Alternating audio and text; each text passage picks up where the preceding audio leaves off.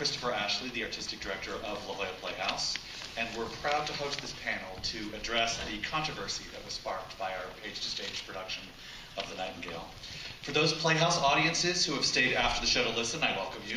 And for those of you who have come here especially for this event, I want to tell you how moved I am by the passion that many of you have showed, some traveling across the country to make your voices heard. I consider this conversation about inclusion and exclusion to be a vital one. I hope that this afternoon we will honor the thoughts and feelings of members of the community who were hurt, disappointed, or angry about the casting of The Nightingale. I hope that we raise awareness of these issues on our staff and in our community. This forum is part of a larger effort to build relationships and help to create new opportunities for inclusion. I also hope that the public forum can serve to encourage other arts organizations to have similar types of public conversation about these issues. I think that the future of the American theater is dependent upon conversations like this one, on mutual understanding that leads to progress. So without further ado, I would love to introduce our moderator for today's discussion. Janine Hillis is a diversity and inclusion consultant who served as the City of San Diego's Chief Diversity Officer for 10 years. And also anyone in the booth, if we could actually have a little bit more house lights, I want to make sure that everyone can see each other. Janine. Thank you. Our panelists today are top-notch representatives of theater, and in order to get to the discussion quickly, my introductions will be extremely brief. But you all have detailed descriptions of each of the panelists' background and areas of expertise, so at some point, I urge you to review those detailed descriptions. So I'm going to start first on my left. The first person here on our panel is Andy Lowe. He is the founder and producer of the Chinese pirate producer. Let's start over. Andy Lowe. Andy Lowe, founder and producer of Chinese Pirate Productions from here in San Diego. Please welcome Andy.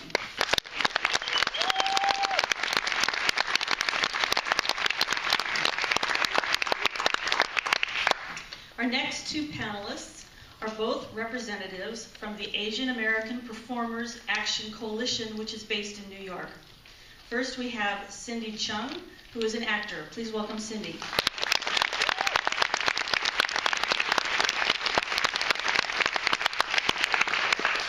Next to her is Christine Toy Johnson, an actor, playwright, and filmmaker. Please welcome Christine.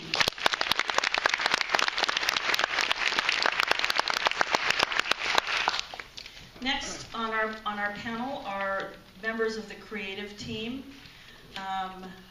Let's see, first is Christopher Ashley, Artistic Director of Lowe Playhouse.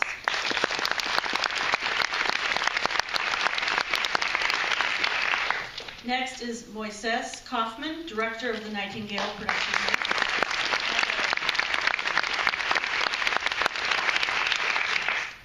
And finally, we have Tara Rubin, the New York casting director for The Nightingale.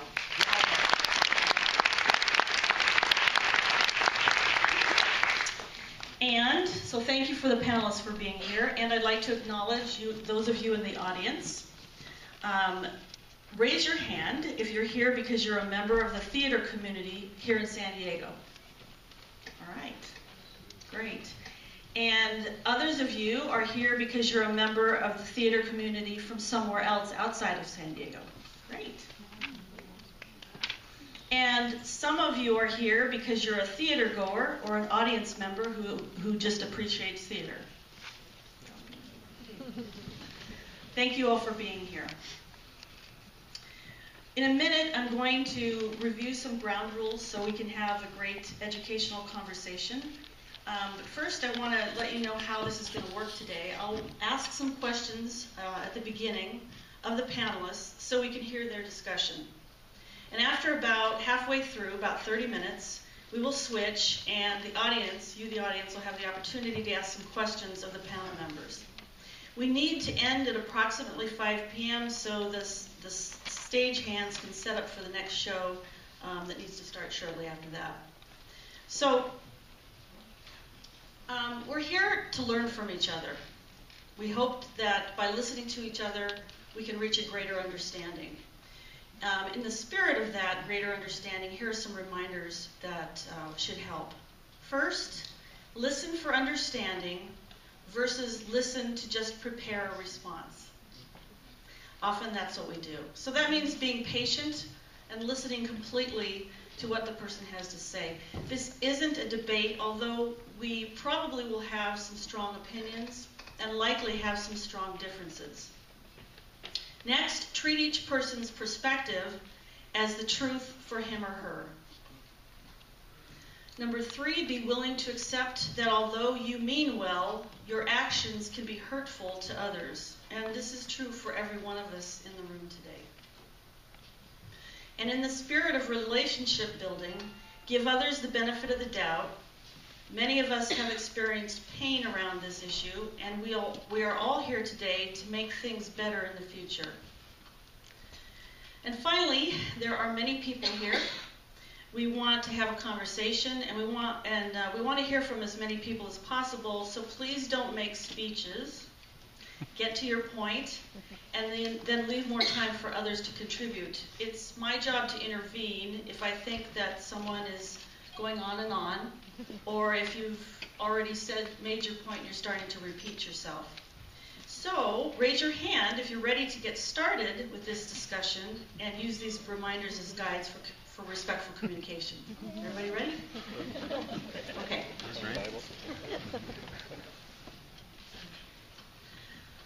So, Chris, why don't we begin with you? Why don't you begin by telling us a little bit about the background of the Nightingale production here in San Diego? So this is a page-to-stage production, which means it is very much a workshop production. We pick plays that are not finished in any way, shape, or form, that are still discovering their story, discovering what the writing should be, what the design should be, and very much what the casting should be. It's intended to be about process. It only runs as long as the creative team is committed to reworking, re-rehearsing, rewriting, and refiguring every day in rehearsal before the performance that night. And after every performance, there's an audience talk back so that the artist can really engage with and hear from the audience and the community about their piece. So I think of tonight as very much in the spirit of the page to stage. This production of the Nightingale, this workshop production, page to stage, was in search of creating a mythological setting, a blend of East and West, a blend of past and present, and that was very much the intention we went into when we began a casting process on it. Okay, and as we know, the casting was done in a multicultural fashion. I'd like to ask Andy, Christine, or Cindy, what was your reaction when you heard about the casting choices for the Nightingale? Which one of you would like to? Okay. I thought, there are no Asian men in China? You know, honestly, Cindy and I were just talking about this. It's such an emotional subject because we greatly respect all of you. And coming here, flew from New York City this morning. To see this production, which clearly to me, kudos to your design team, looks like it was set in China, with so few Asian American faces, reminds me how invisible we still are, and how we are so often not invited to sit at the table. And to not be invited to sit at a table in a play that takes place in an Asian country is like a knife to the heart.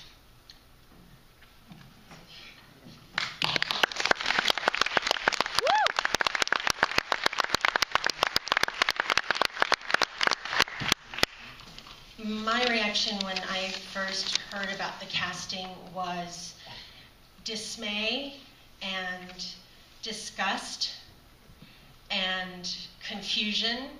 I remember a friend of mine had been in an earlier workshop production with an all-Asian cast, so I didn't understand what had caused that to change.